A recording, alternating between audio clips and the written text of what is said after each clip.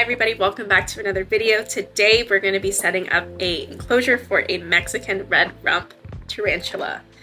And I'm super petrified. I'm not even going to lie to you. I currently have a jumping spider, but with jumping spiders, they just don't really freak me out. You know, they're very cute, small, dainty, pretty fuzzy, and their little eyes, and they come in a bunch of colors, and they're super cute. However, tarantulas, they scare me. I have pretty bad arachnophobia, and I've started to work through that. So I'm really excited to work on overcoming my fears because I do find tarantulas very beautiful and interesting to observe. So I've been doing some research and I'm ready to set the one that I picked up today. I'm also getting another one next week in the mail. It's going to be a green bottle blue, and I'll have a separate video for that. So let's get into the video. Next, let's go over some basic care information, and I'm going to use some information that I found online, and we're going to go over that together. Okay, so a quick species snapshot.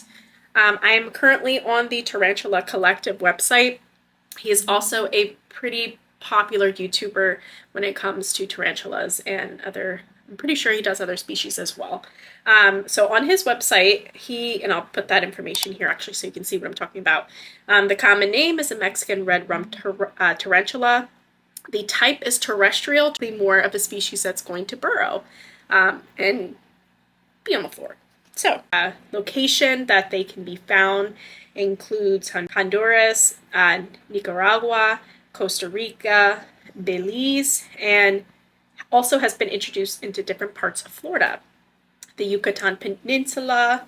Their length is approximately 3 inches, and their leg span could be up to 6.5 inches. So they can get a pretty decent size for somebody who's not familiar with tarantulas like myself, so okay.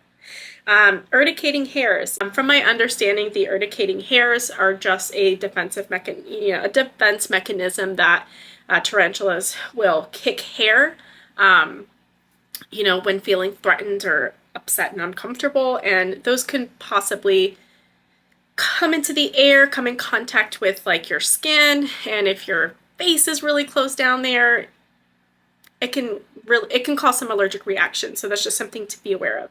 And the growth rate is considered medium, and the life expectancy of the Mexican red rump tarantulas for females is up to 25 years.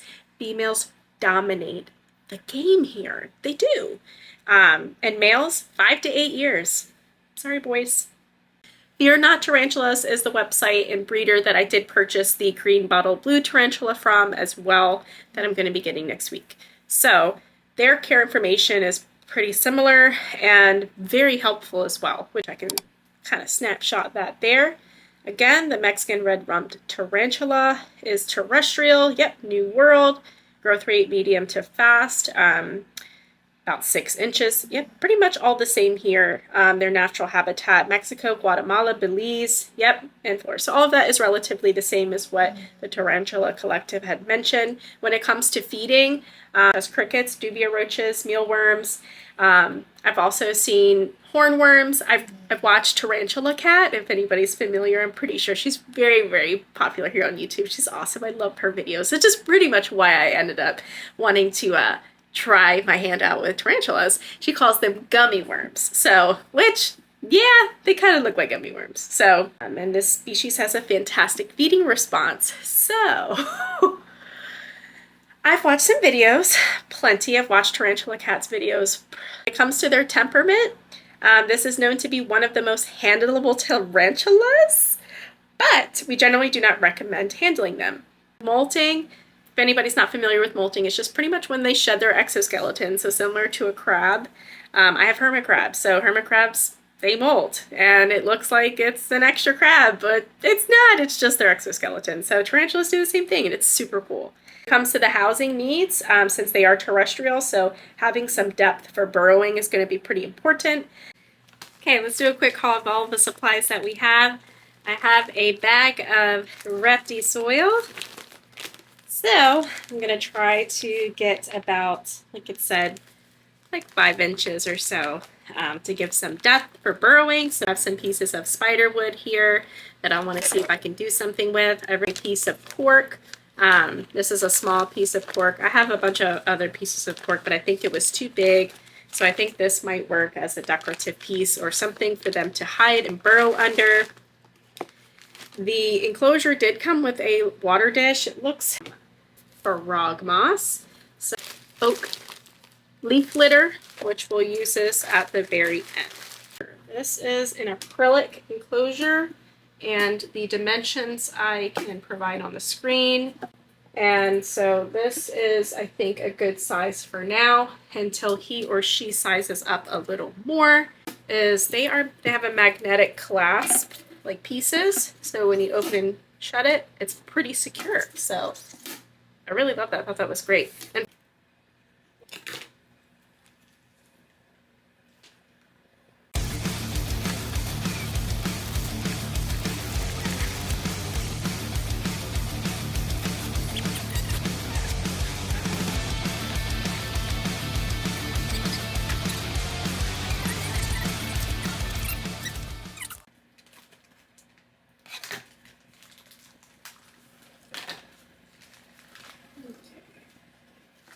have our piece of cork here. So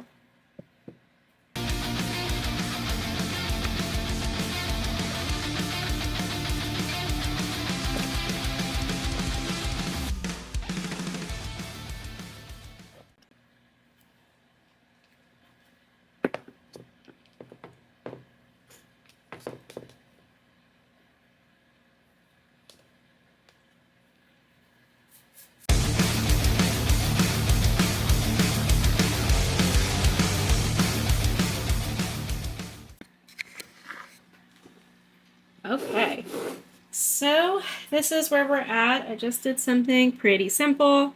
Cork bark, there's a piece of spider wood, there's frog moss throughout, a little succulent just for a pop of color, and then his or her water dish. We're going to top everything off with some leaf litter, and then I'm going to give a good little spray down of everything. So let's give this a good spray down. I'm going to spray down pretty heavy, as it's going to be a few minutes probably before I can actually get him or her in here, realistically, because I'm petrified.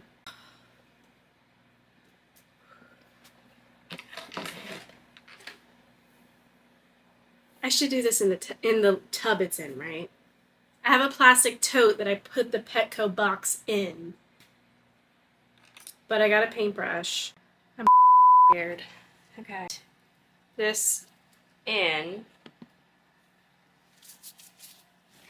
so I can show you what we have going on right now.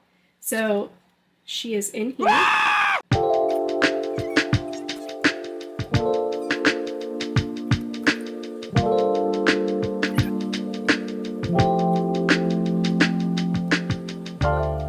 Okay, we finally got the Mexican red rump tarantula in their new enclosure, and that was,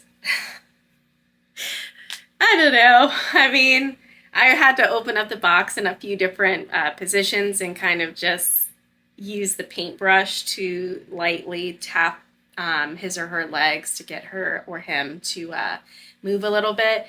There definitely was some sass involved.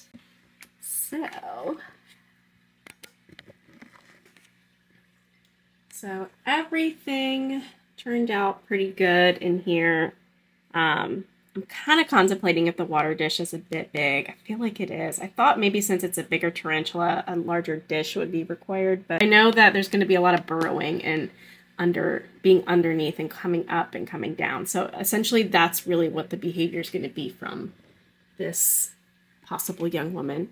I guess we will have to just kind of see how everything goes. Thank everybody for watching this video today. Please comment down below if you have any suggestions. I would just really like to feel a lot more confident, and you guys in the next video. Bye.